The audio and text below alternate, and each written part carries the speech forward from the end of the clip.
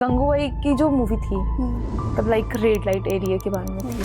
उतना गंदा कौन बनाता है? क्या वो अकेली ही रेड लाइट एरिया में रहती है? ये हमारे खुद के घर के मर्द होते हैं जो उन्हें गलत बनाते हैं। हमारे घर परिवार में एक सबसे बड़ी कमी ये होती है, हम अपने बच्चों पर ध्यान न दे करके दूसरों के बच्चों पर ध्यान बिल्कुल देते हैं। मैम जब आप फील्ड पे जाते हो ग्राउंड रिपोर्टिंग के लिए, like as a female news anchor के लिए आपको वहाँ क्या क्या प्रॉब्लम का सामना करना पड़ता है? क्या होता है, लोगों के मन में एक मेंटेलिटी बन जाती है, अरे लड़की एंकर है, पॉलिटिकली नहीं कर पाएगी, अरे लड़की एंकर है, क्राइम नहीं कर पाएगी। तो वहाँ पे कभी आपको ऐसा लगा है कि किसी ने आपको गलत नजरिए से देखा हो, जो आपको भी फील हुआ हो? नहीं, बहुत सारे लोग होते हैं कोमल जी। एक लड़की पर जब विपदा आती है तो वो शक्ति बन जाती है, उसके कई रूप देखने को मिलते हैं, काली भी बन जाती है, दुर्गा भी बन जाती है, तो अपने रूपों का इस्तेमाल करो ना। तो मैम जैसे आपको कब ऐसा लगा कि हाँ अब मैं सक्सेस मुझे मिल चुकी? लाइक जब मैंने फर्स्ट टाइम मुख्यमंत्री भजनलाल शर्मा जी का पॉडकास्ट किया था। हम जो लड़कियां एंकर बनने की सोच रही है या इस फील्ड में आना चाहती है मीडिया से रिलेटेड, अगर आप कमज़ोर दिल वाली हैं या आपको लगता है कि इस फील्ड में सिर्फ आप चकाचौंध के लिए या ग्लैमर के लिए आ रहे हैं तो मत आइए। ऐसी कोई न्यूज़ जिसने आपको इमोशनल किया हो? क्राइम जिस तरीके से रेप केसेस होते हैं, घर परिवार में झगड़े से पति अपनी पत्नी का हत्या कर देता है, लेकिन फिर भी हमें तो परोसना है। चैनल की टीआरपी है, लोगों का फेथ है। मैम आपके पसंदीदा कोई राजनेता है तो वो कौन है? वैसे मुझे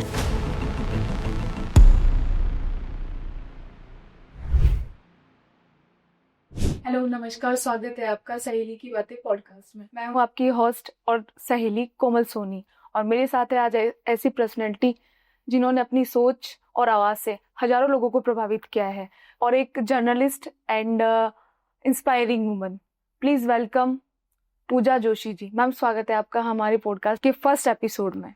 thank you so much Komal ji, और thank you for a kind introduction. मुझे भी बहुत अच्छा लग रहा है कि आपका फर्स्ट एक्सपीरियंस है और आप मेरे साथ इस एक्सपीरियंस को साझा कर रहे हैं।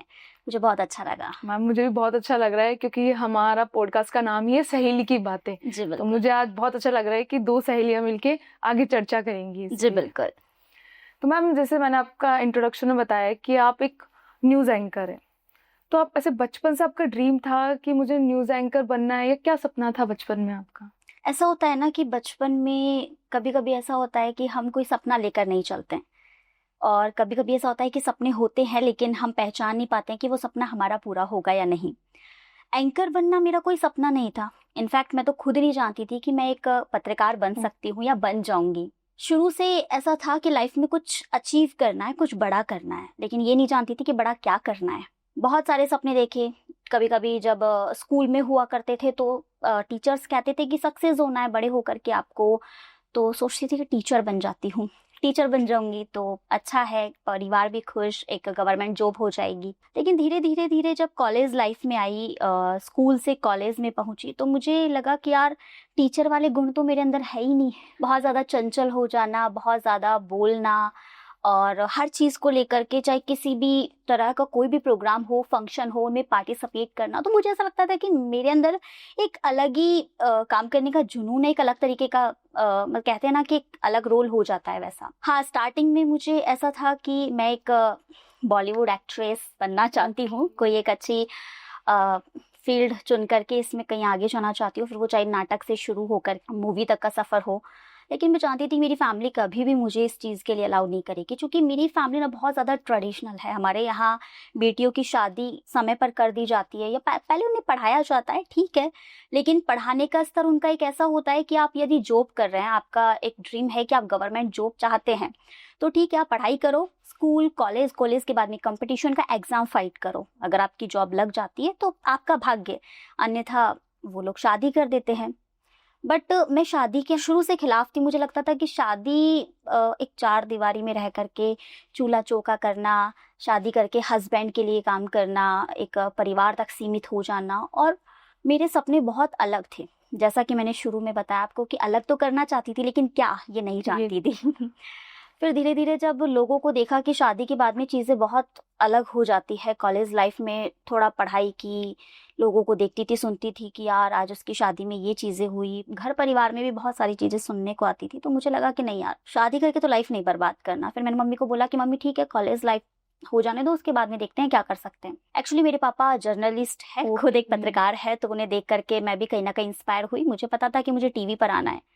कैसे आना है, ये दूसरा रास्ता मुझे मिल गया। पापा को देखते देखते खबरें, उनका जिस तरीके से वो खबरें करते थे, तो मैं भी सीखती थी कि खबरें क्या होती है, कैसे लिखा जाता है, कैसे उन्हें पढ़ा जाता है, एक्चुअली जर्नलिज्म होती क्या है। उसको मैंने सर्च किया, फिर मुझे लगा कि यार एक अच्छा फील्ड है, अगर चाहे तो अपन इसे कर सकते हैं। मैंने मतलब इसमें थोड़ा इंटरेस्ट दिखाया, और इंटरेस्ट इतना ज़्यादा हो गया, मुझे खुद को भी नहीं पता था कि मैं उसमें डूब चुकी हूँ। फिर पापा के थ्रू मैंने एक बार, पापा की कोई खबर थी, उस पर पापा कुछ ब्रेकिंग वगैरह बना रहे थे, तो मैंने उसको बीच में ही पुटअप कर दिया। मेरा कोई क्वेश्चन था तो मैंने उसको लेकर के पापा को बोल दिया। तो पापा बोले कि तुझे इसके बारे में नॉलेज है? मैंने कहा नॉलेज तो नहीं है, बट ठीक है, आपको देखती हूँ, छुप छुप के चीज़ें सीख रही हूँ। फिर पापा को लगा कि ठीक है यार, अगर कुछ ऐसा है, तो पापा ने तो उस हिसाब से सोचा था कि मेरा काम थोड़ा आधा हो जाएगा, बराबर से बेटी काम करवा देगी, खबरें बना लेगी, चीज़ों को समझेगी। लेकिन उन्हें नहीं पता था कि मैं इस फील्ड में बहुत ज़्यादा डीपली जा चुकी हूँ। फिर उनके एक मित्र थे, उन्होंने न्यूज़ इंडिया, एक न्यूज़ चैनल है, उसमें मुझे ऑफ़र किया। मैं फिर लालसोट से एक रिपोर्टर बनी। जब मुझे जर्नलिज्म का जे तक नहीं आता था, मैं पत्रकारिता के बारे में कुछ नहीं जानती थी, लेकिन एक जुनून और एक जज्बा था। मुझे पता था कि मैं कहीं भी जाऊँगी, किसी भी फील्ड में, किसी भी तरह से मैं कर पाऊँगी। फिर मैंने उसको सीखा धीरे धीरे। और पहले तो ऐसा हुआ करता था कि जब हम कैमरे पे बोला करते थे, तो कोई टीपी वगैरह कुछ नहीं होता था, आज से 6-7 साल पहले। तो हम एक कॉपी पेन रखते थे, पेन के पेज पर लिख लिख करके, उसे याद कर करके हम बोला करते थे। फिर मुझे धीरे धीरे इतनी अच्छी आदत हुई कि बिना देखे भी बोलने लगी, चीज़ों को समझने लगी कि धरना प्रदर्शन क्या होता है, क्राइम की खबरों में कैसे बोला जाता है, खबरें कैसे लिखी जाती है, फोनोज कैसे होते हैं, लाइव कैसे होता है, डिबेट्स कैसे होते हैं, प्रोग्रामिंग कैसे होते हैं। धीरे धीरे धीरे धीरे ये सफ़र जो 0 से शुरू हुआ था, वो 100 तक कैसे पहुंच गया, मैं खुद भी नहीं जानती। तो एंकर बनने का ऐसा कोई सपना नहीं था, लेकिन जब एक जर्नलिस्ट बन गई, तो फिर बड़ा सपना सोच लिया कि नहीं यार, अब तो इस फील्ड में ही झंडे गाड़ने। कैसे गाड़ने हैं? बहुत सारे ऑप्शंस है, अच्छा करके, अच्छी नॉलेज रख करके। तो बस ये सफ़र वहाँ से शुरू हुआ और कारवां बनता जा रहा है। लोगों का भी बहुत प्यार मिल रहा है। मैम, जैसे आपने स्टार्ट किया था, तो आप कुछ भी करते हैं, चैलेंजेस तो आते हैं ऑब्वियसली। तो क्या चैलेंजेस थे आपके इसमें? चैलेंजेस, सबसे बड़ा चैलेंज मेरे लिए मेरी फैमिली था। फैमिली तो आपको सपोर्ट कर रही थी ना? फैमिली में ओनली पापा का सपोर्ट था, मम्मी का सपोर्ट था। फैमिली में और भी लोग होते हैं, चाचा, ताऊ, ताई, अम्मा, बाबा, बहुत सारे लोग होते हैं। समाज की इनकी सोच, बहुत सारी चीज़ें एक फैमिली में आ जाती है। हम मिडिल क्लास लोगों में एक सबसे बड़ी प्रॉब्लम ये होती है कि हम अपने बारे में पहले कम सोचते हैं, और हमारे समाज, हमारे परिवार, हमारे लोगों के बारे में सबसे पहले सोचते हैं। अपन ही सोच लेते हैं कि वो क्या सोचेंगे। हाँ, 4 लोग क्या 4 बातें करेंगे, वो 4 लोग वाली बात तो हम ही कर लेते हैं। मेरी फैमिली का भी कुछ ऐसा ही था। उनका ये था कि ठीक है, 18-19 साल की हुई और बेटी की शादी कर देना, जैसे मेरी बड़ी दीदी की कर दी थी। लेकिन मेरे सपने अलग थे। मेरे घर वाले पहचान गए थे कि ये अलग जाने वाली है। घर परिवार में सब बोलते थे कि पूजा का सपना, पूजा की चीज़ें सब अलग है, ये लड़की अलग जाएगी हमारे पूरे खानदान से। तो धीरे धीरे जब मैं इस फील्ड में आई, तो इस फील्ड में क्या होता है ना, देखो बहुत बड़े चैलेंजेस सबसे पहले ये आते हैं कि हम महिलाओं का ग्रुप नहीं होता है, वहाँ पुरुषों का ग्रुप होता है। हमें पुरुषों के साथ में उठना बैठना, 50 लोगों के बीच में बोलना, और हर तरह के लोगों के बीच में जाना होता है। तो बहुत बड़े चैलेंजेस होते हैं। हम नहीं पहचान पाते कौन व्यक्ति कैसा है, हमें लेकर के क्या सोचता है। लेकिन यदि हम सही है, हमारा संकल्प सही है, हमारा सपना सही है, तो हम उस दिशा की ओर चले जाते हैं। मेरे लिए मेरी परिवार को समझा पाना बहुत मुश्किल था। पहले तो मैं एक छोटे से कस्बे में काम कर रही थी, तो पापा के साथ आना, पापा के साथ जाना, वो इतना तो सीमित था, क्योंकि पापा के साथ बेटी आ रही है, पापा के साथ ही जा रही है। लेकिन अगर कोई उस जगह को छोड़ करके, लालसोट जैसी जगह को छोड़ करके जयपुर जैसी जगह में आना, और वो भी रहना वहां पर, तो बहुत मुश्किल था। घर परिवार में सब लोगों ने मना कर दिया कि नहीं, हमने इसलिए थोड़ी ना वो किया था, आपको ठीक है इस फील्ड में इंटरेस्ट है, लेकिन हम वहां नहीं भेज सकते, अकेले किसके साथ रहोगे, जमाना इतना खराब है, लोग इतने खराब है। घर वालों को कन्विंस किया। फिर घर परिवार के साथ साथ लोगों को भी लगा कि हाँ, आपकी बेटी में वो टैलेंट है, आपकी बेटी कुछ अच्छा कर सकती है। जब बाहर के लोगों ने कहा, तो पापा को ट्रस्ट हुआ कि हाँ, शायद एक बार मौका देना चाहिए। तो फिर मैं वहाँ लालसोट से बाहर निकली। लालसोट से बाहर निकलने के बाद में दौसा की ब्यूरो चीफ बनी साधना न्यूज़ में, और फिर दौसा के बाद में मुझे जयपुर में लाया गया। जयपुर में आना मेरे लिए एक बहुत बड़ी अपॉर्चुनिटी थी, क्योंकि इतना बड़ा शहर, इतने सारे लोग, कंपटीशन भी हाई। इस फील्ड में ना हमें हर रोज़ नया कुछ सीखने को मिलता है। हर दिन हर समय हम कुछ नया सीखते हैं। ऐसा नहीं है कि एक जैसी स्थिति बनी रहती है, एक जैसा काम होता है या एक जैसी खबरें होती है। हर रोज एक नई खबर नया कुछ रूप लेकर के आती है और हमें वहीं से सीखने को मिलता है। ऐसे चैलेंजेस बहुत आए, लोगों ने बहुत नकारा भी कि ओ देखो उसकी बेटी या फलाना की बेटी। तो मैम जैसे आपकी लाइफ में कभी ऐसा मोमेंट आया हो कि यार बस अब बहुत हो गया, छोड़ दो इसको? ऐसे मोमेंट्स तो बहुत बार हम खुद क्रिएट कर लेते हैं। एक्चुअली आजकल ना एक सेल्फ रेस्पेक्ट वाला एक टैग चला है, आपने भी फोकस किया होगा, चाहे फैमिली में हो या बाहर हो। हमें लगता है सेल्फ रेस्पेक्ट सबसे पहले है, बट हम उन चीजों में ये भूल जाते हैं कि कुछ रिश्ते भी होते हैं जो भी हमें आगे लेकर के चलने होते हैं। किसी ने कुछ कह दिया, यदि हम बहुत छोटे स्तर पर काम कर रहे हैं और हमें बड़ा बनना है या उस लेवल तक पहुंचना है जहां वो हैं बड़े लोग हमसे, तो हमें छोटी छोटी चीजों को इग्नोर करना पड़ेगा, उनसे सीखना होगा। आज लोगों में एक बहुत गंदी मानसिकता ये हो गई है कि हम सबसे बड़े हैं, हमें सब कुछ आता है, हम सब कुछ कर सकते हैं। ऐसा नहीं है। जो लोग बड़े हैं, जिनके पास अनुभव रहा है, हमें उनसे सीखना चाहिए। और मैंने सीखा है हमेशा। मेरे जो सीनियर्स रहे हैं, जिन्होंने भी मुझे सिखाया है, मैंने उनको हमेशा दर्जा दिया है अपने बॉस का, अपने गुरु का। उनसे सीख ही ली है। ऐसा नहीं है कि वो आज मैं कुछ सीख गई हूँ या कुछ बड़ी बन गई हूँ तो मैं उनको भूल जाती हूँ। उन्होंने मुझे लाइफ में बहुत कुछ सिखाया है। लाइफ में कैसे चैलेंजेस फेस करने होते हैं, कैसे हमें किसी को ट्रीट करना होता है, कैसे हमें हर परिस्थिति से बाहर निकलना होता है। जब एक व्यक्ति इन चीजों को सीख जाता है ना, तो वो जीना भी सीख जाता है। लोगों के बारे में मत सोचो कि लोग क्या कहेंगे। लोग तो आप अच्छा करोगे तो भी कहेंगे, आप बुरा करोगे तो भी कहेंगे। आप अपने बारे में सोचो कि आपको क्या लगता है, आप कितना कॉन्फिडेंस है आपके अंदर कि आप ये कर सकते हैं, आप कितने सही है, ये अपने आप से जज करो। दूसरों का क्या है? दूसरे तो यही चाहते हैं कि आप कभी भी सफल ना हो या कभी भी कोई अच्छा काम नहीं करो।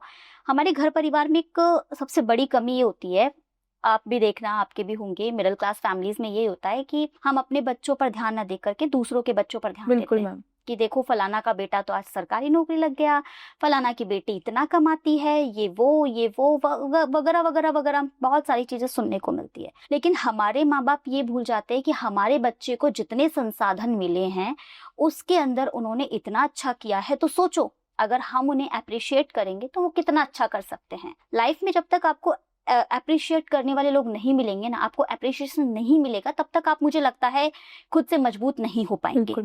तो मुझे लगता है कि घर हो, आपके मम्मी पापा हो या आपके ब्रदर हो या सिस्टर हो या कोई भी हो जो आपके साथ हो, उसे अप्रिशिएट मिलना चाहिए, उसे अप्रिशिएट करना चाहिए कि आपने ये किया है। हाँ, 100% नहीं अच्छा हुआ है, लेकिन 50 अच्छा हुआ है, आप आगे 100 भी अच्छा करेंगे। मैम, अपने इंडियन पेरेंट्स की तो आदत रही है, कभी अपने बच्चों को उन्होंने अप्रिशिएट किया ही नहीं है। इतना ही बोला जाता है उनके बच्चों को, देख कितना पढ़ रहा है, वो ये करता है, वो ये करता है। अपने बच्चों को कभी मोटिवेट नहीं किया।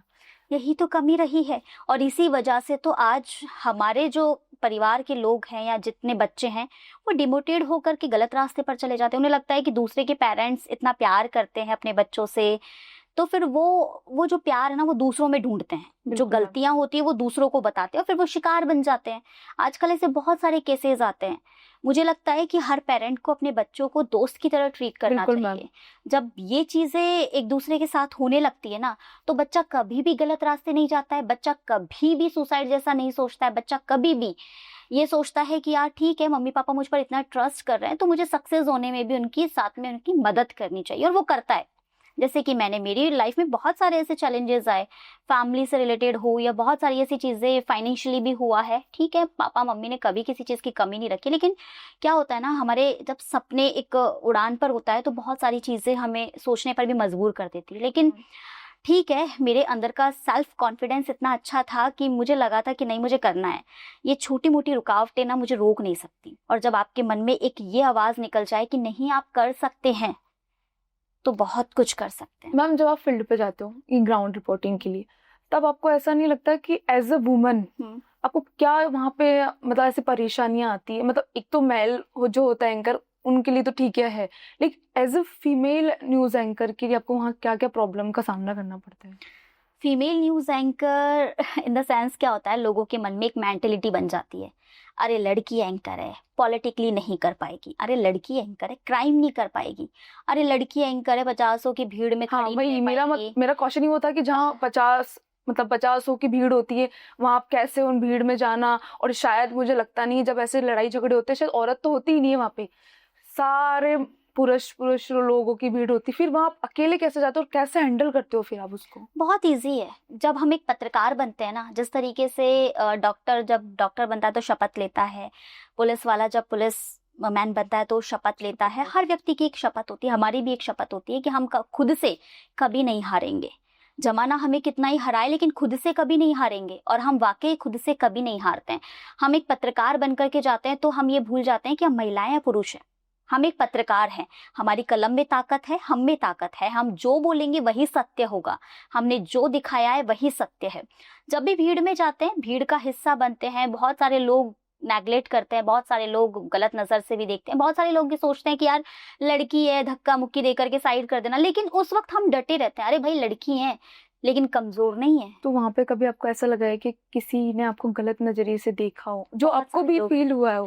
नहीं, बहुत सारे लोग होते हैं कोमल जी, आप जानते हैं कि जब हम कहीं बाहर निकलते हैं, लेकिन मुझे लगता है कि आपका एक होता है ना कि आपका चरित्र ऐसा होना चाहिए, अदब के कपड़े पहनना। जब हम फील्ड में जाते हैं तो हमें पता है हर तरह के लोगों को हमें फेस करना होगा, लेकिन हमारी आंखों की शर्म, हमारी खुद की पर्सनैलिटी हमें कैसे सामने वाले के सामने रखनी है वो हमारे ऊपर डिपेंड करता है। कोई भी जरा सी बदतमीजी से बात करे या लग रहा है कि ये व्यक्ति गलत है या गलत तरीके से हमें मतलब सोच रहा है या गलत तरीके से हमारे साथ ट्रीट कर, साइड हो जाओ, जवाब दो उसे, खत्म करो वहीं पर।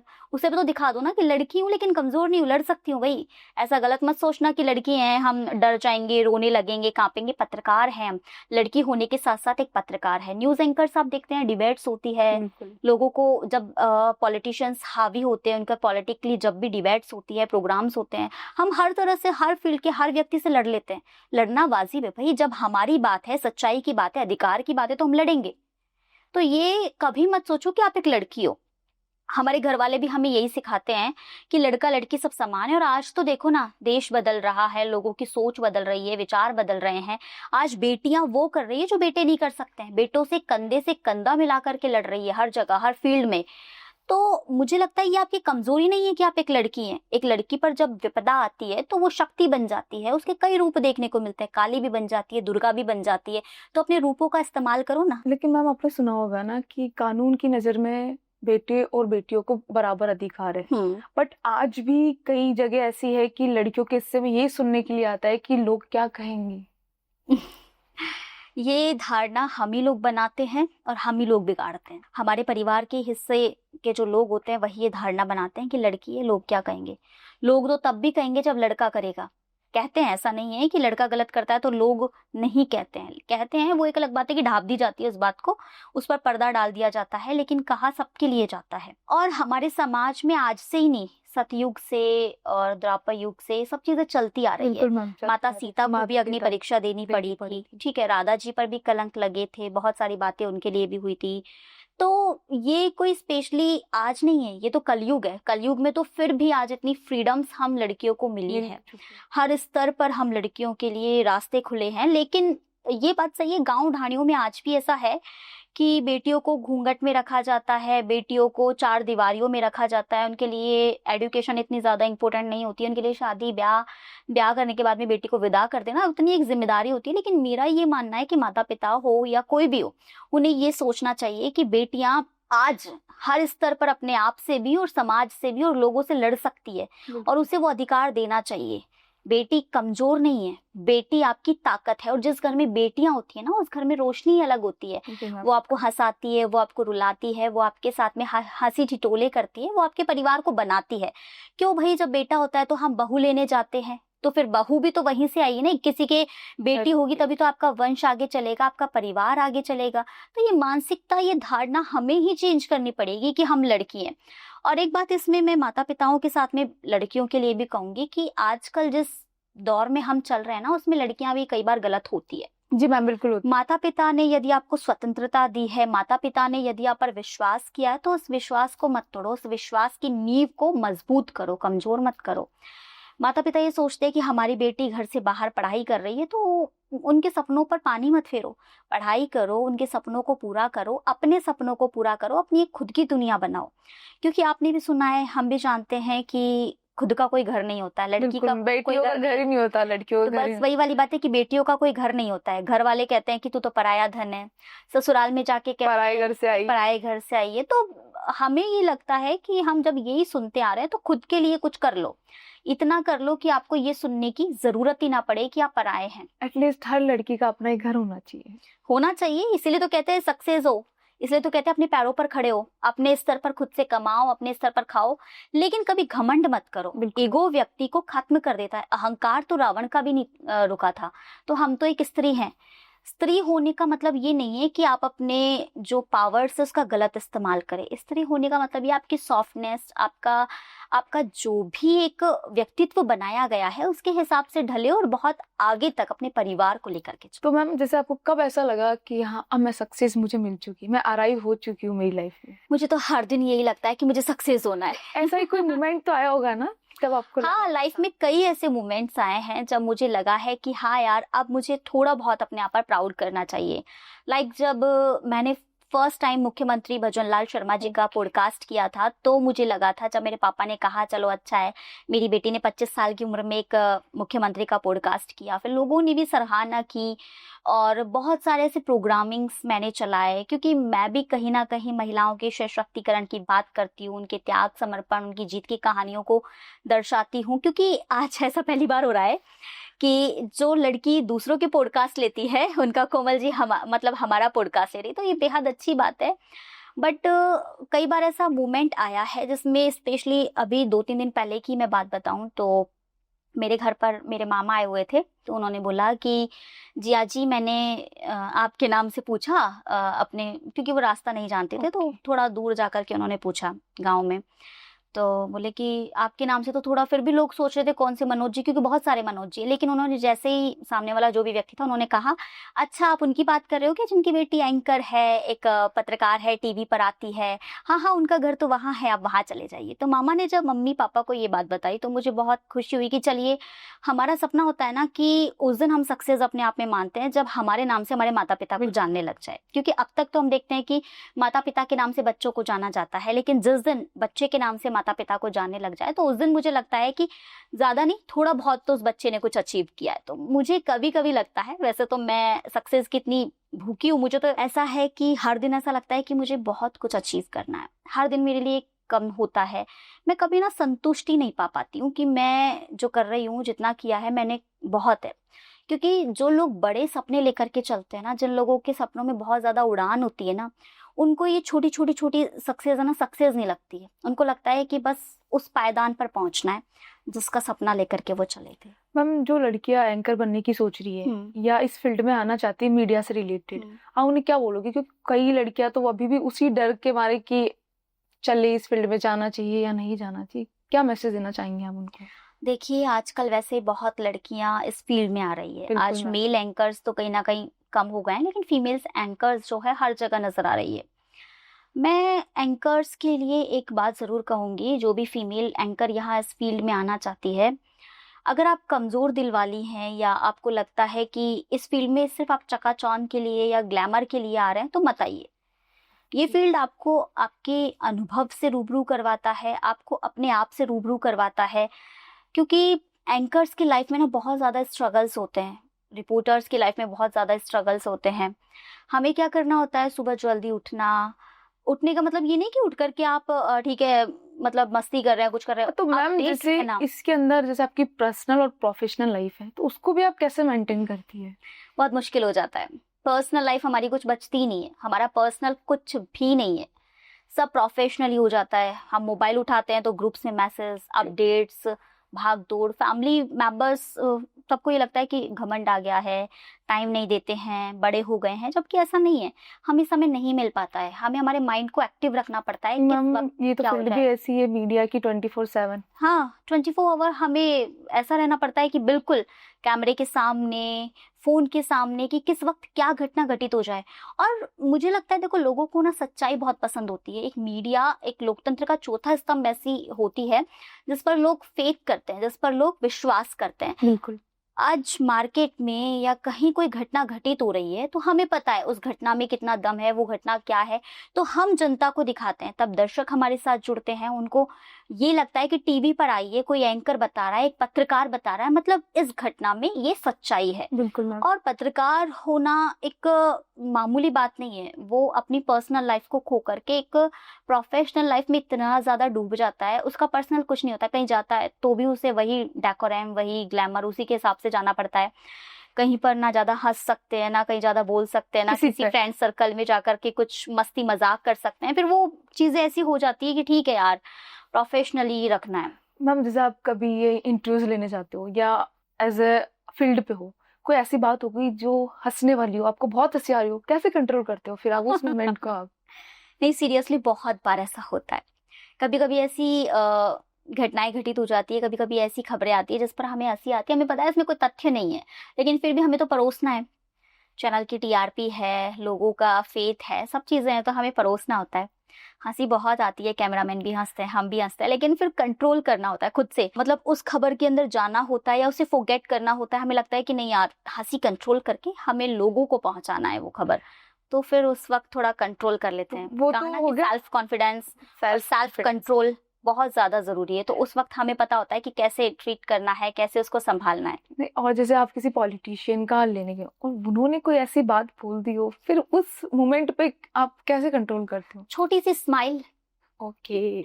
जब भी कोई पॉलिटिशियन, हमें पता है कि झूठ बोल रहा है, कोई भी राजनेता है, हमें पता है कि इसमें झूठ है, सच्चाई कहीं नहीं है, हम छोटी सी स्माइल हमारे मन को मतलब संतुष्टि देने के लिए कि हाँ हंसी आ रही है, लेकिन मन को शांत करने के लिए छोटी सी स्माइल छोटी बड़ी सी सी हंसी को कंट्रोल कर देती है। बस वो और छोटे से ऐसी smile। कोई न्यूज कभी आपको लगा हो कि ऐसी कोई न्यूज जिसने आपको इमोशनल किया हो पर्सनली, कि उससे आप सुन के आप खुद इमोशनल हो? बहुत सारी खबरें ऐसी आती है। आजकल तो आप देख रहे हैं कि कितने ज्यादा क्राइम हो रखे हैं। क्राइम जिस तरीके से रेप केसेस होते हैं, घर परिवार में झगड़े से घरेलू पति हिंसा। पति अपनी पत्नी का हत्या कर देता है। बहुत सारी ऐसी चीजें सुनने को मिलती है जिससे वाकई मन बहुत आहत हो जाता है। ऐसा फील होता है कि यार हम बेबस हैं, हम दिखाने के अलावा कुछ कर नहीं सकते हैं, लोगों की मानसिकता नहीं बदल सकते हैं। आजकल पहले के घर परिवारों में ऐसा होता था कि लोग सामंजस्य से बैठा करके एक साथ एक दूसरे के लिए लड़ते थे, झगड़ते थे, लेकिन एक साथ दूसरे के रहते थे। आज ऐसा हो गया है कि किसी में सहन शक्ति बिल्कुल नहीं रही। आप यदि किसी को कुछ कह देंगे तो वो आपसे 2 मिनट में रिश्ता तोड़ लेगा या आपका खून करने के लिए आतुर हो जाएगा, उतारू हो जाएगा। तो वो सारी चीजें हो गई है कि लोगों में ऐसा बचा ही नहीं कि प्यार जैसी कोई चीज है, सम्मान जैसी कोई चीज है। लोगों में बहुत ज्यादा बदलाव हो गया है। रेप केसेस की ऐसी घटनाएं सुनते हैं तो सोचते हैं कि कैसे लोगों की मानसिकता बदले। कहने मात्र से तो बदल नहीं जाएगी। बिल्कुल मैम। हम अगर बदलेंगे तो लोग बदलेंगे, और हम कोशिश करते हैं कि लोग बदले। बहुत सारी घटनाएं ऐसी होती है जो कभी कभी तो तोड़ करके रख देती है, लेकिन बस संभालना पड़ता है कि मैम जीवन चल रहा एक है। जैसे अपन दोनों सहेलियां बैठी हैं, तो अपनी जैसी और सहेलियां है, तो हरेसमेंट जो एक शब्द होता है वो मोस्टली मुझे लगता है सारी लड़कियों के साथ होता होगा। तो आप अगर जैसे किसी लड़की के साथ हरेसमेंट जैसा कुछ हुआ है, और क्या करती है लड़कियां, अपनी इज्जत परिवार के डर से चुप बैठ जाती है, तो आप उनको क्या बोलना चाहेगी एज ए न्यूज एंकर? उनको क्या मैसेज देना चाहेंगी कि अपने लिए आवाज उठानी चाहिए उनको या नहीं उठानी चाहिए? बिल्कुल अपने लिए आवाज उठानी चाहिए। आपको स्वतंत्रता का अधिकार है, कानून भी इसे कहता है। कानून के साथ साथ आप एक महिला हैं, एक औरत है, एक लड़की हैं, तो आपके अंदर वो जज्बा होना चाहिए, वो जुनून होना चाहिए कि आपके साथ यदि कोई गलत हो रहा है या कुछ गलत हो रहा है, फिर वो चाहे परिवार करे, समाज करे या रिश्तेदार करे या आप खुद करें, तो उसको रोक दीजिए। आवाज उठाइए, खुद से भी लड़िए और समाज से भी लड़िए, घर परिवार से भी लड़िए। आज आपके साथ गलत हो रहा है, मैं एक न्यूज एंकर हूँ, मैं अपने साथ गलत को नहीं रोक सकती, तो मैं दूसरों के साथ तो कहाँ से रोक पाऊंगी? जी मैम। दूसरों को तो कैसे मोटिवेट कर पाऊंगी जब मैं अपने लिए नहीं लड़ सकती, जब मैं अपने लिए आवाज नहीं उठा सकती, तो मैं दूसरों को तो कहने की हकदार ही नहीं हूँ।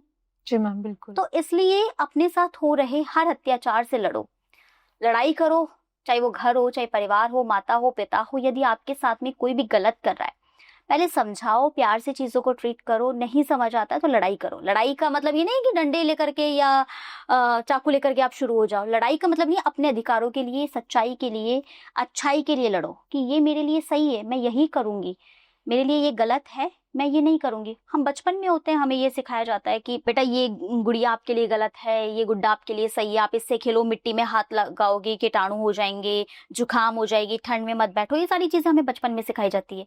स्कूल लाइफ में आते हैं, हमें सिखाई जाती है कि सक्सेस ही सबसे ज्यादा जरूरी है, पढ़ लिख करके विद्वान बन जाओ, अच्छे बच्चे बन जाओ, माता पिता की सेवा करो।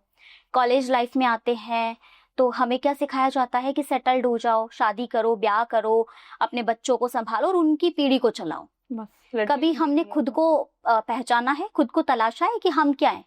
हम इस भागदौड़ भरी दुनिया में, हम इस परिवार वाली दुनिया में, हम इस समाज वाली दुनिया में खुद को खो करके सब कुछ पा लेते हैं, मोस्टली औरत तो अपने अस्तित्व मिटा ही देती है शादी के बाद, तो मुझे लगता है। क्योंकि उनके जीवन में त्याग और समर्पण ही तो होता है।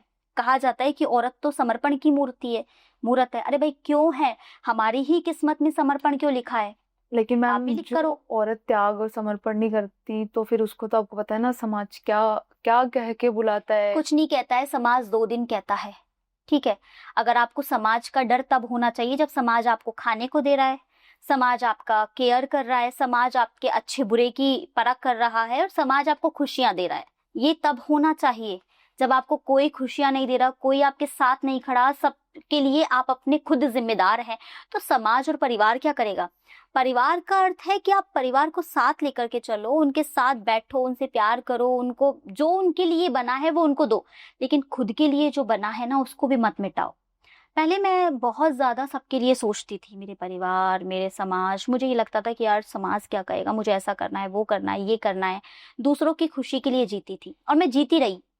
धीरे धीरे धीरे मैं इतनी ज्यादा डिस्टर्ब हो गई कि दूसरों के लिए जीने में मैं खुद को तो भूल ही गई कि मैं क्या हूँ, मैं क्यों इस फील्ड में आई, मैं क्यों इन सब चीजों के लिए बनी। हम भूल जाते हैं कि हमारा भी अस्तित्व है। लेकिन अब जब मैं शांत बैठती हूँ, जब अकेली बैठती हूँ, तो सोचती हूँ कि नहीं, बहुत खुशियां दी दूसरों को, बहुत किया दूसरों के लिए, पत्रकार हूँ, इतना निभाऊंगी पत्रकारिता, जब तक मरते दम तक पत्रकारिता कर रही हूँ तब तक निभाऊंगी। कलम में जो ताकत है उसका इस्तेमाल करूंगी, लेकिन गलत नहीं करूंगी, अपने लिए तो बिल्कुल भी नहीं। जहां मेरी छोटी छोटी खुशियां हैं वहां मैं चली जाऊंगी, उन खुशियों को पालूंगी, लेकिन खुश रहूंगी। मैम ये जो दहेज शब्द, हम्म। दहेज प्रथा, हम्म। जिनसे अभी न्यूज में करंट काफी लड़कियां मर रही हैं दहेज के कारण, हम्म। क्या बोलोगे आप दहेज के लिए? मैं तो देखिए बहुत खिलाफ हूँ। मेरे घर वाले तो जब ये बात करते हैं ना कि मैं तेरे को ये दूंगा, पापा जब बोलते हैं कि ये मैं तेरे लिए बना रहा हूँ, मम्मी कहती है मैं तेरे लिए, अरे मेरे को क्यों बना रहे हो भाई, क्या करना है? नहीं बेटा, समाज में सब देते हैं, माता पिताओं का कर्तव्य होता है ये। मैंने कहा आप लोग ही तो ऐसे समाज को बनाते हैं, आप लोग ही तो ये सारी चीजें करते हैं जिसकी वजह से हम लड़कियों को बाद में बहुत सारी प्रताड़नाओं का शिकार होना पड़ता है। बिल्कुल मैम। दहेज यार, आप अपनी इतनी प्यारी सी बच्ची को दे रहे हो, जिसको आपने पाल पोस के इतना बड़ा किया, जो दूसरे घर के परिवार को बनाने जा रही है, उससे बड़ा क्या दहेज दोगे? एक शिक्षित लड़की को आप दे रहे हो जो उसके घर को संवार देगी, इससे बड़ा क्या दहेज है? दहेज आप माता पिता होने के नाते अपने बच्चों को जो चाहिए, उन्हें लगता है कि ठीक है ये चाहिए मेरे बेटे या बेटी को, तो ये इतना देना चाहता हूं, मैं देती हूँ। लेकिन ये नहीं कि आप दहेज के नाम पे लाखों रुपए खर्च कर रहे हैं, करोड़ों रुपए खर्च कर रहे हैं, गाड़ियां दे रहे हैं, ताकि फिर बाद में वो सारी चीजें आपको तो अच्छी लग रही है, आप अपनी बेटी के लिए दे रहे हैं, लेकिन सामने वाले व्यक्ति को आप उसका आदी बना रहे हैं, जो बेहद गलत है। लालच बढ़ा रहे हैं उनका। लालच बढ़ा रहे हैं। आज देखो ना, जब दहेज नहीं मिलता है, तेरे बाप ने क्या दिया, हाँ। तेरे पिताजी ने क्या किया? मेरे बाप ने अरे तो भाई ये नहीं दिया। मेरे पिताजी ने इतनी प्यारी बेटी आपको सौंप दी जो उनके कलेजे का टुकड़ा है, इससे बड़ा क्या दहेज होगा आपके लिए? तो ये मानसिकता ना दोनों तरफ से बदलनी होगी, माता पिता को भी और सामने वाले इसकी शुरुआत सबसे पहले माता पिताओं को ही, जहाँ लगता है आपको दहेज की डिमांड कर रहे हैं, आप अपनी बेटी की शादी मत करो वहाँ मत पे। करो। हमारे माता पिता क्या देखते हैं जब लड़का देखने जाते हैं? अच्छा घर है, अच्छा खासा बड़ा बढ़िया घर है, लड़का क्या कर रहा है उनको कोई मतलब नहीं है। मतलब बाप अच्छा कमाता धमाता है, माँ अच्छी है, परिवार अच्छा है, बस ये देखते हैं कि घर परिवार समाज सब बढ़िया है। लेकिन कभी ये नहीं देखते कि लड़का क्या कर रहा है, लड़का क्या कर सकता है, कितना कमा सकता है, जो अपनी बेटी को कितना खुश रख सकता है। खुश सबसे पहले कि अपनी बेटी का कहाँ स्टैंड ले सकता है, और सबसे मेन यही है कि मैम घर से मतलब नहीं, पैसा कम हो, लेकिन अगर आपका हस्बैंड सपोर्टिव इन सेंस कि वो स्टैंड लेने वाला होना चाहिए। तो वही तो चीज है ना, उन सबको दरकिनार करके घर वाले सिर्फ ये देखते हैं कितना बड़ा घर है, बेटी यहाँ पर अच्छे से खुश रहेगी नहीं रहेगी। वो ये नहीं देखते कि खुशी बेटी की ये उसके पति में है, कि वो पति कितना इसके लिए लड़ सकता है, कितना खड़ा हो सकता है, कितना प्यार कर सकता है। प्यार का मतलब ये नहीं दिखावा हो जाना, प्यार का मतलब है आपकी बेटी के अधिकारों के लिए खड़े होना, आपकी बेटी की अच्छाई के लिए खड़े होना, आपकी बेटी के सुख दुख के लिए खड़े होना। एक लड़का जब लड़की के साथ में शादी करके आता है तो वो एक परिवार में नहीं, दोनों परिवारों से जुड़ता है। वो माँ बाप भी उसके लिए वही होते हैं और लड़की के लिए भी उसके माँ बाप जैसे होते हैं। तो मुझे लगता है कि इन सब चीजों को एक साथ लेकर के चलना एक अच्छे परिवार की नींव बना देता है।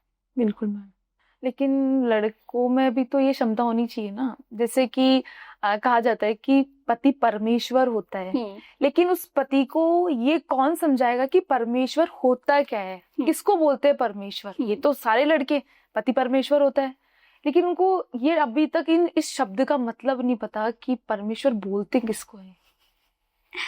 एक्चुअली ये तो मुझे लगता है माता पिता को अपने बच्चों को शुरू से सिखाना चाहिए, अपने बेटे को ये संस्कार देने चाहिए कि दूसरे की बेटी आपके लिए देवी समान है। परमेश्वर आप तब कहलाएंगे जब आप उसे देवी मानेंगे। परमेश्वर का तात्पर्य ये होता है कि आप भगवान का स्वरूप है, बिल्कुल आपके अंदर वो सारी क्षमताएं, वो काबिलियत है जो एक बेटी आपसे, वो आपकी पत्नी आपसे उम्मीद करती है। आपका समर्पण, त्याग, आपका प्यार, आपकी कहानियां, आपकी सच्चाई, आपकी अच्छाई उस तक भी हो। आप उसके दिल पर राज करो। जहाँ दिल तक रिश्ता पहुंच जाता है ना, फिर वो परमेश्वर ही कहलाता है। वही तो कि परमेश्वर है, लेकिन परमेश्वर बनता नहीं है।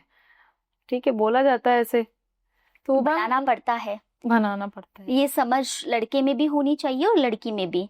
रिश्तों को कैसे संभाला जाता है वो एक लड़की बहुत अच्छे से जानती है। तो मैम, जैसे कि कभी आपके साथ हुआ है कि आपके साथ किसी ने गलत हरकत की हो एज ए आपके वर्किंग पैलेस पे? ये तो क्या ही बताऊं, मतलब ऐसा होता है कई बार। लोग डबल मीनिंग में बात करते हैं, समझते अपन सब है कि सामने वाले का इंटेंशन क्या है।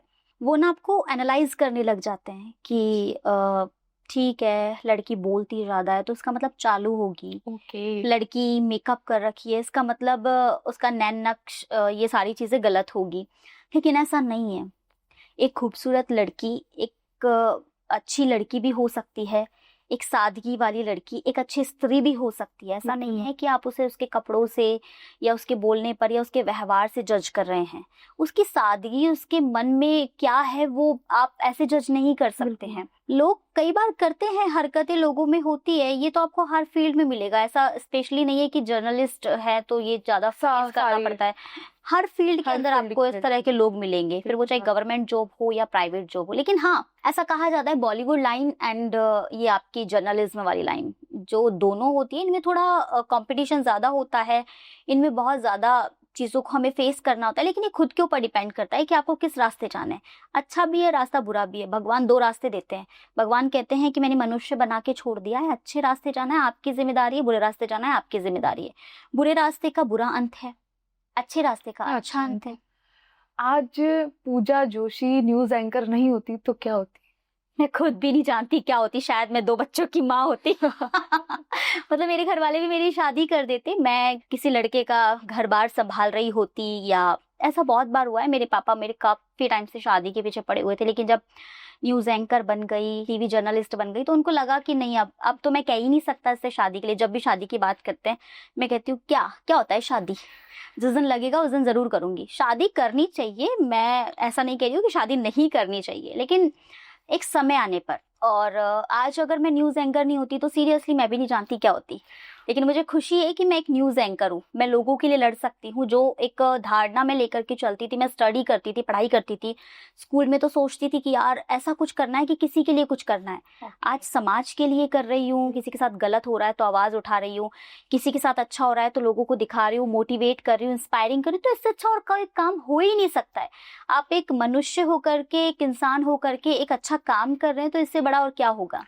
और मैम, जैसे आपको न्यूज एंकर हटा के एक दिन मौका दिया जाए हीरोइन बनने का, आप कौन सी हीरोइन बनना चाहेंगी? ओह वाह, सो नाइस क्वेश्चन। बहुत अच्छा सवाल आपने किया है। ऐसा कभी मैंने सोचा नहीं, लेकिन हाँ मुझे ना, नहीं, आपका जैसा आपने बताया मेरा ड्रीम था हीरोइन बनने का। बिल्कुल। तो कौन सी हीरोइन होती है अगर आप, तो ऐसे अब मुझे ना आलिया भट्ट बहुत पसंद है। तो मैं ये भी मान सकती हूँ कि वो आपकी फेवरेट हीरोइन है? फेवरेट तो सच कहूँ ना, मेरी मैं खुद हूँ। हीरो भले ही मैं फेवरेट, हर लड़की अपनी खुद की फेवरेट होती है। लेकिन हाँ, बहुत सारी ऐसी हीरोइन है, बहुत सारी ऐसी एक्ट्रेस है जो बहुत अच्छा काम करती है, जिनका वाकई जिनसे मोटिवेशनल हम हो सकते हैं, मोटिवेट होते हैं। तो मुझे लगता है कि आलिया भट्ट एक परफेक्ट है, क्योंकि वो हर किरदार में अच्छी लगती है।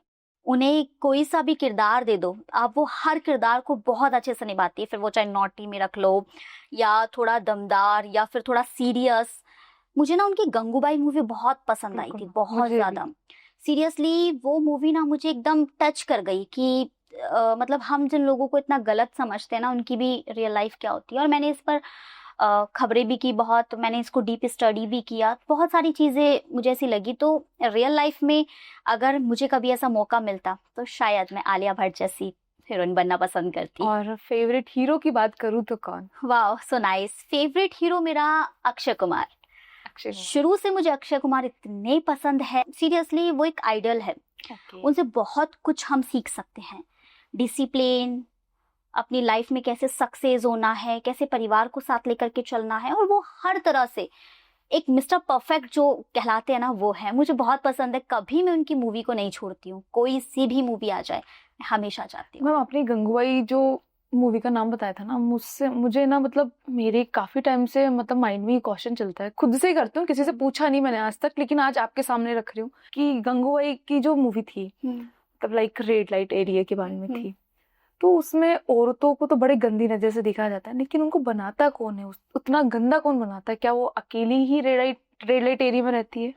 बहुत अच्छा सवाल आपने किया है, लेकिन अगर मैं एकदम सटीक जवाब इसका दे दूंगी तो शायद दर्शकों को पसंद भी नहीं आए। ये हमारे खुद के घर के मर्द होते हैं जो उन्हें इस तरीके से बनाते हैं, जो उन्हें गलत बनाते हैं।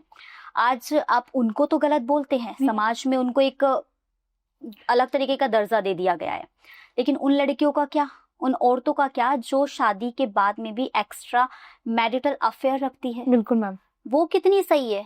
वो लड़कियां कितनी सही है जो 1 2 3 4 5 5 6 बॉयफ्रेंड्स रखती हैं। अब मैं कहूंगी तो लड़कियों को बुरा लग जाएगा कि एक लड़की होकर के दूसरी लड़की की बुराई कर रही है, लेकिन दिस इज फैक्ट।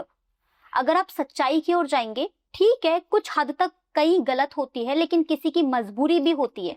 मजबूरियां इंसान को किस रास्ते ले जाती है ये हम नहीं जानते हैं।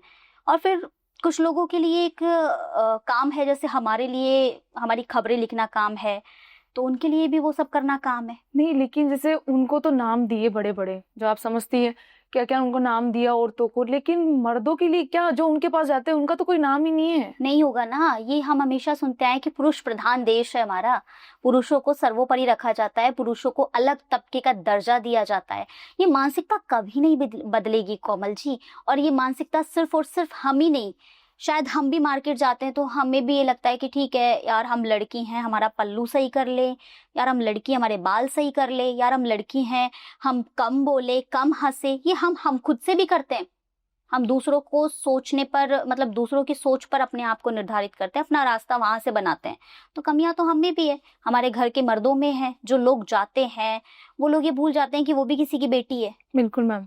वो लोग ये भी भूल जाते हैं कि हमारे भी परिवार में कोई ऐसा है जो हमारा इंतजार कर रहा है, और जिन लोगों के पास हम जा रहे हैं वो गलत है। सब चीजें हैं, सबको पता होता है बहुत अच्छे से, हर व्यक्ति समझदार है, लेकिन फिर भी गलतियां करता है। नहीं, औरत को बदनाम करना होता है हर जगह। औरत तो हर जगह इसलिए बदनाम होती है क्योंकि आदमियों ने मानसिकता ही ऐसी बना दी है औरत को बदनाम करना। बस ठीक है, कहीं भी गलत है, औरत गलत है, लड़की गलत है, लड़की के ही चाल चलन ठीक नहीं है। यदि किसी लड़के ने परेशान भी कर दिया तो लड़की गलत है, लड़की ने आगे रह करके कुछ बोला होगा। यदि किसी ने कुछ कह दिया और उसने पलट कर जवाब दे दिया, ऑब्वियसली तुम गलत हो। तो ये तो सुनते आ रहे हैं, और ये मुझे लगता है कि इतना जल्दी बदलने भी वाला नहीं है, ये तो लाइफ टाइम चलता रहेगा। तो हमें खुद से ही बदल लेना है। कौन क्या कह रहा है, क्यों कह रहा है, सब साइड करो, और हमें पता है ये सही क्या है गलत क्या है, तो उस स्तर पर चलो। मैम औरत की लाइफ में हमेशा आता है एडजस्टमेंट।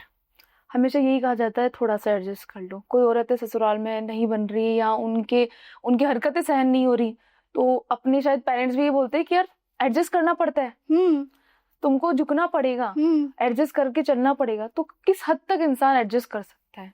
जब तक जीवित है तब तक एडजस्ट करो। तो मैम घर वालों की नजर से, हाँ, हमारे लिए नहीं। हम अगर सही हैं, हमें ये लगता है कि हमने अपने अधिकारों के लिए लड़ाई की है, हम गलत नहीं है इस जगह, हमारे साथ गलत हो रहा है, तो क्यों एडजस्ट करना? आप करो एडजस्ट, हम नहीं करेंगे एडजस्ट। हाँ, यदि बात आ जाती है कि आप कहीं 100% लगा रहे हैं, अपना समर्पण 100% दे रहे हैं, वहां से 50% आ रहा है, तो थोड़ा एडजस्ट कर लेना चाहिए। और यदि बिल्कुल भी आप 100% अपना दे रहे हैं, प्यार समर्पित कर रहे हैं आप अपने आप को सामने वाले व्यक्ति के लिए, और वहां से आपको 0% तवज्जो नहीं मिल रहा है, तो एडजस्ट नाम का ऑप्शन ही अपनी डिक्शनरी में मत रखिए।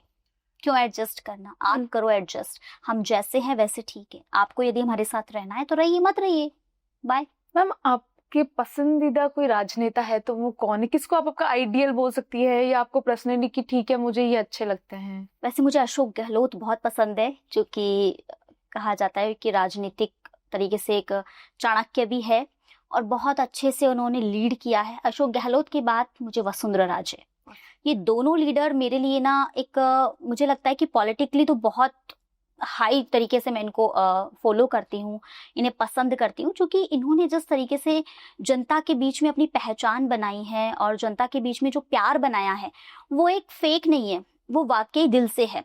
आप किसी को तभी पसंद करेंगे जब आप उसके साथ में जुड़ाव रख पा रहे हैं, आपको कुछ चीजें उनकी अच्छी लग रही हैं या वो दिल से कुछ कर रहे हैं।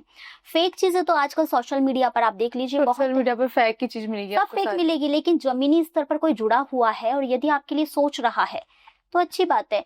ऐसे तो बहुत सारे नेता है जो अच्छा काम करते हैं, नो डाउट, लेकिन मुझे लगता है अच्छा काम करने के साथ साथ जनता के दिलों पे भी राज होना चाहिए, लोग आपको पसंद करने चाहिए, आप में एक मुख्यमंत्री होने की क्षमता होनी चाहिए, आप में एक राजनेता बनने की क्षमता होनी चाहिए, आपको प्रजा को संभालने की क्षमता होनी चाहिए। जब आप एक नेता बन जाते हैं, एक विधायक या एक मंत्री बन जाते हैं, तो जो विधानसभा या आपके जिले की जो भी एक जनता होती है वो आपके साथ होती है, वो आपके जुड़ाव के साथ होती है, वो उम्मीदें लेकर आती है। जब आप फील्ड में उतरते हैं, बहुत सारे दावे वादे आप करते हैं, तो उन पर वो उम्मीदें लेकर के चलती है, वो आशाएं होती है, तो जो वो आशाएं पूरी करता है वो एक अच्छा राजनेता होता है। और अगर मैं रोल मॉडल, जैसे आपकी कोई फैमिली मेंबर भी हो सकता है या आपका कोई और रोल मॉडल जिसको आपकी लाइफ का रोल मॉडल मानती हूँ?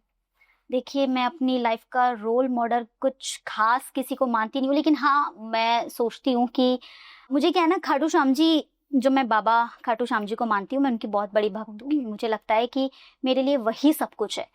वो किसी भी रूप में आ जाते हैं, किसी भी रूप में, चाहे मेरे गुरु के रूप में, चाहे मेरे पिता के रूप में, चाहे मेरी माँ के रूप में या मेरे दोस्त के रूप में, क्योंकि मेरे एक सीनियर है जो मुझे बहुत कुछ सिखाते हैं। लेकिन क्या होता है ना कि मुझे लगता है कि वो ही भगवान ही वो रास्ता बनाते हैं, वो जरिया बना करके भेजते हैं उन्हें, और वो जरिया मेरे लिए फिर सही रास्ता बन जाता है। खाटू श्याम जी आपके रोल मॉडल? जी बिल्कुल, खाटू श्याम मतलब बाबा की ही कृपा से मैं आज यहाँ, भाव भक्ति में भी बहुत ज्यादा हूँ, बहुत ज्यादा स्पिरिचुअलिटी में बहुत ज्यादा बिलीव करती हूँ।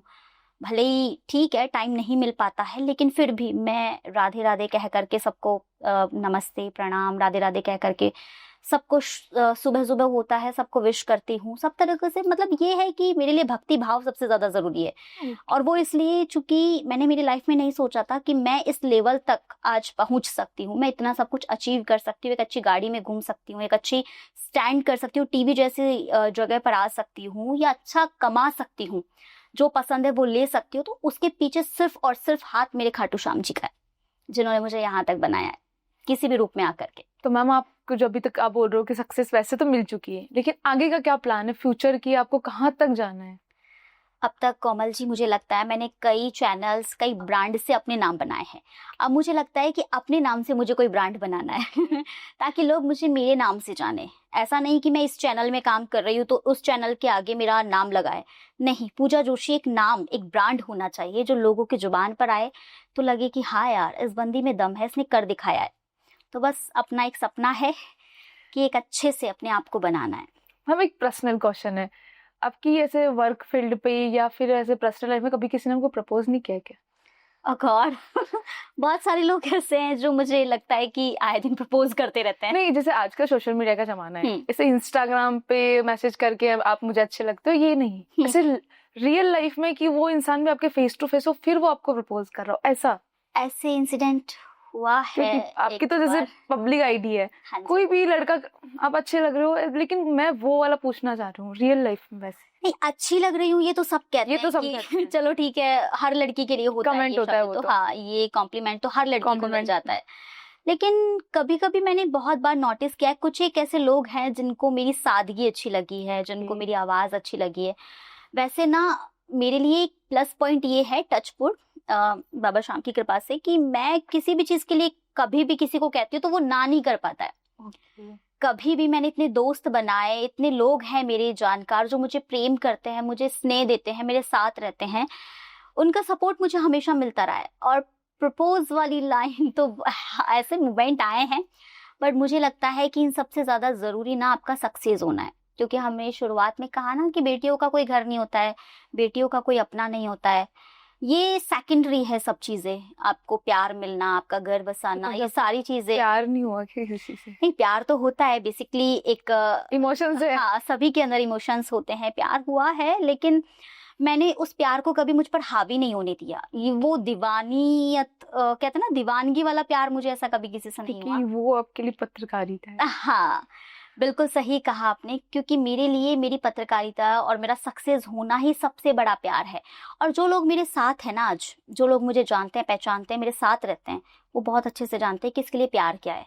किसी को क्या मिल करके खुशी होती है, किसी को क्या मिल करके, मुझे ना काम करके खुशी होती है। मैं जब दिन भर में मेरे हिसाब से काम कर लेती हूँ ना, दिन बन जाता है, मुझे लगता है कि आज मैं बहुत खुश हूँ। किसी को बाहर घूमने से अच्छा लगता है, किसी को खाने से अच्छा लगता है। मैं जिस दिन घिसती हूँ ना, जिस दिन ग्राउंड पर जा रही हूँ, जिस दिन कैमरामैन के साथ भाग रही हूँ, जिस दिन बाइट्स ले रही हूँ, इंटरव्यूज कर रही हूँ, उस दिन मुझे सुकून वाली नींद आती है। मुझे लगता है कि मैंने बहुत कुछ किया आज, मजा आ गया। तो आपकी लाइफ में ऐसे मेल फ्रेंड्स ज्यादा है या फीमेल फ्रेंड्स ज्यादा है? फीमेल फ्रेंड्स तो मेरी बहुत कम है, क्योंकि मेरी किसी के साथ बनती नहीं है। मतलब ऐसा हो जाता है कि मुझे कोई लड़की समझती नहीं है, और लड़कियों में एक प्रॉब्लम होती है कि इनसिक्योरिटी वाली फीलिंग बिल्कुल बहुत मैम। ज्यादा होती है। सही बोल। अगर आप अच्छा कर रहे हैं तो सोचेगी क्यों कर रही है ये अच्छा, हम इससे बेहतर कर सकते हैं, हमें गिराने की बहुत कोशिशें होंगी। फीमेल फ्रेंड्स में ये सारी ज्यादा दिक्कतें आती है, लेकिन मेल फ्रेंड्स में ये ना कि आपको अप्रिशिएशन बहुत अच्छा मिल जाता है, अप्रिशिएट करते और हैं आपको आपके जज भी दोस्त, नहीं करते। और आपको जज भी नहीं करते हैं।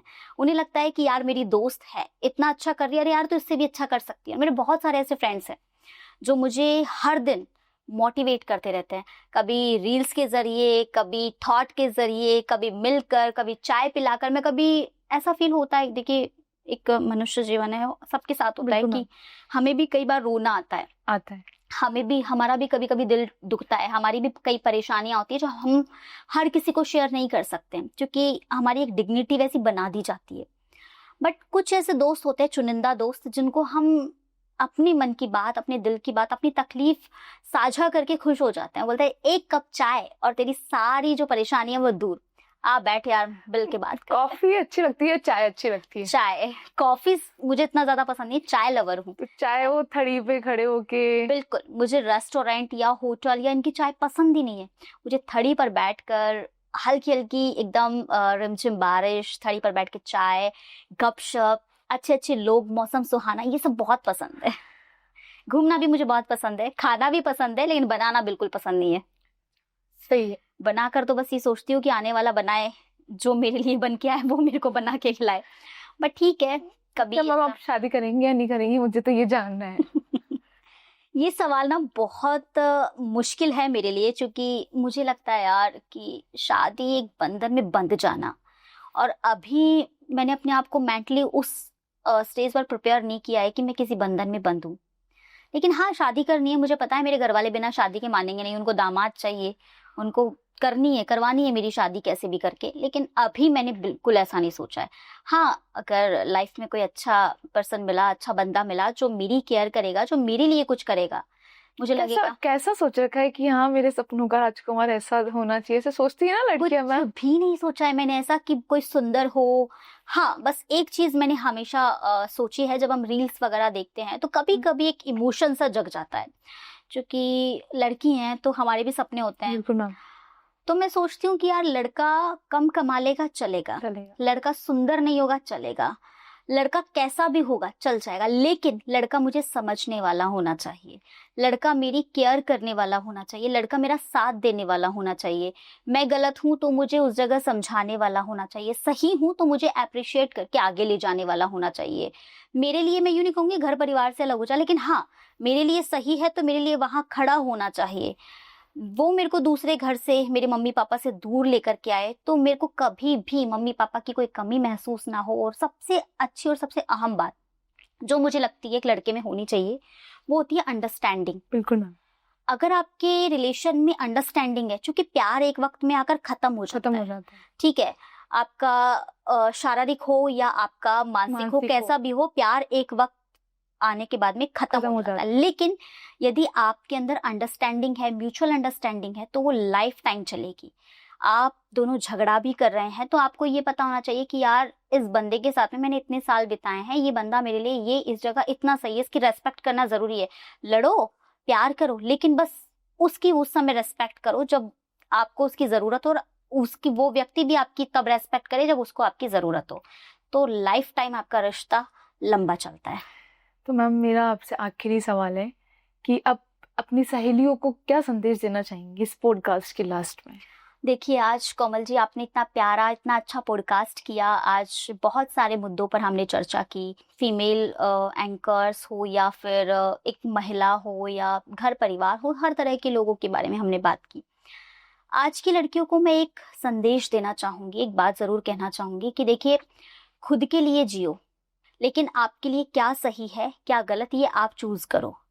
और एक स्तर पर कभी भी आपको ऐसा लगे, क्योंकि मैं भी इस स्टेज से कई बार गुजरी हूँ कि एक तरफ परिवार है और दूसरी तरफ मेरे लिए मेरा करियर है, तो दोनों को साथ लेकर के चलना कभी कभी बहुत मुश्किल हो जाता है, बहुत मुश्किल हो जाता है। घर वाले कहते हैं कि नहीं, आप इस जगह इस तरीके से नहीं कर सकते, तो उस वक्त अपने मन की सुनो। और कभी कभी जब स्थितियां बिगड़ जाए, जब आपको लग रहा है कि आगे पीछे कुछ नहीं होना चाहिए, कुछ नहीं हो पाएगा, तो भगवान पर छोड़ दो। उस समय भगवान पर सब चीजें छोड़ दो, थोड़ा बहुत भगवान पर भी विश्वास रखो। उन्होंने आपको जीवन दिया है तो ऑब्वियसली आपके लिए, लाइफ के लिए, आपके लिए सब कुछ सेट उन्होंने कर रखा है, तो उन पर भी विश्वास रखो। जब आपके हाथ से चीजें निकल जाए या बैलेंस नहीं हो पा रही है, तो आप भगवान पर सब कुछ छोड़ दो। आपकी लाइफ में वो कैसे आएंगी, कैसे उन मुश्किलों से आपको निकाल जाएंगे, ये आपको पता ही नहीं लगेगा।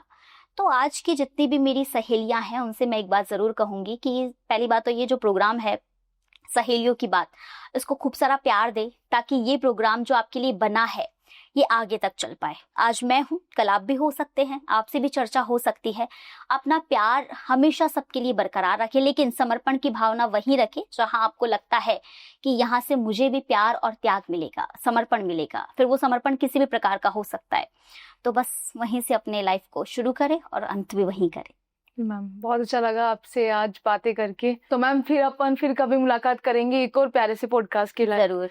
तो गाइज, अगर आपको हमारा ये सहेली की बातें पॉडकास्ट अगर अच्छा लगा हो तो अपना प्यार जरूर दिखाएगा, लाइक कमेंट शेयर कीजिएगा। मिलते हैं एक और नए पॉडकास्ट के साथ। धन्यवाद। धन्यवाद।